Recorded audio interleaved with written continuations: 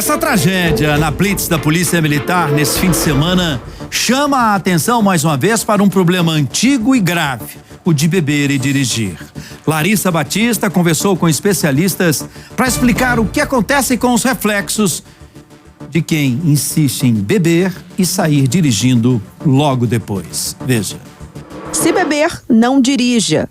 Você com certeza já viu ou ouviu essa mensagem inúmeras vezes em campanhas de trânsito ou até mesmo em um barzinho, festas, baladas. Mas mesmo com consequências graves e avisos tão claros, muitos motoristas ainda preferem arriscar a própria vida e a segurança de outras pessoas.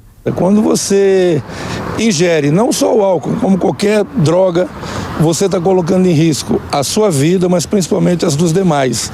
E isso é um problema, porque enquanto o cidadão não conscientizar de que ele pode efetivamente ceifar a vida de pessoas, ele não vai entender que o problema não é com ele.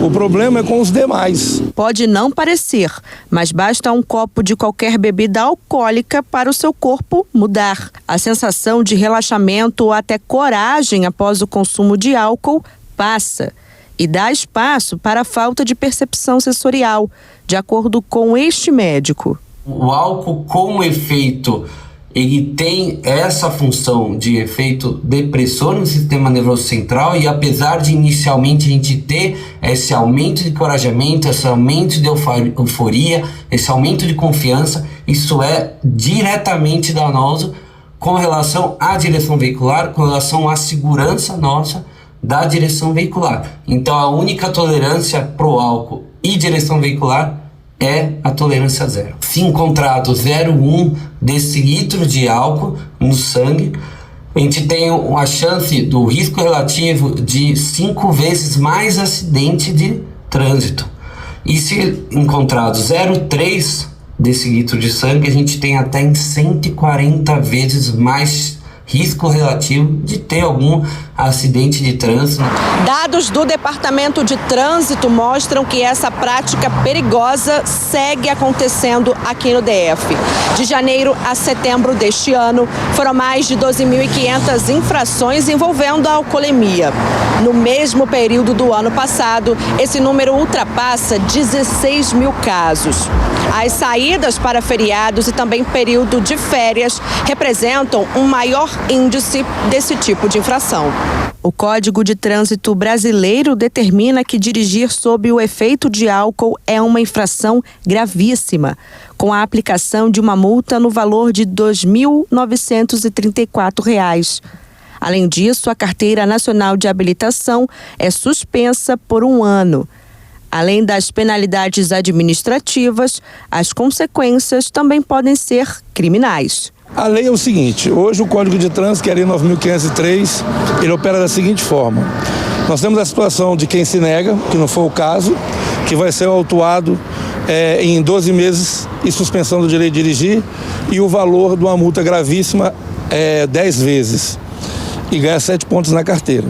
Nós temos o caso de quem sopra, que até 0,3 no etilômetro ele vai ter uma autuação administrativa, acima de 0,3 ele tem uma autuação administrativa e tem que ser acompanhado de uma delegacia para fazer a parte judicial. No último final de semana, Islanda Cruz Nogueira, de 24 anos, morreu depois que o motorista do carro em que ele estava tentou fugir de uma blitz da Polícia Militar. Segundo a corporação, um ponto de bloqueio estava montado no eixo monumental, mas o condutor se recusou a parar, acelerou o veículo e atropelou um dos agentes. Após a reação do motorista, os militares atiraram contra o veículo.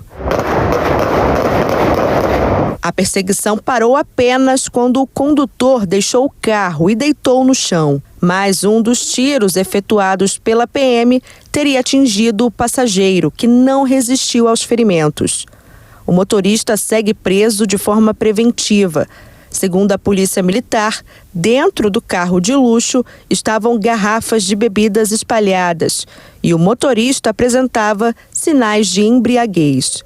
Para este especialista em trânsito, mesmo com uma lei rígida, os motoristas precisam se educar diariamente e criar novos hábitos de chegada e saída em eventos com vendas e consumo de bebidas alcoólicas. Nós teríamos que recuar um pouco e começar a preparar os jovens para que, caso eles saiam e gostem de beber, que usem táxi ou qualquer outro tipo de transporte coletivo ou a carona amiga, onde um cidadão dirige e os outros podem beber normalmente, até porque não tem a proibição de beber, tem a proibição de beber e dirigir.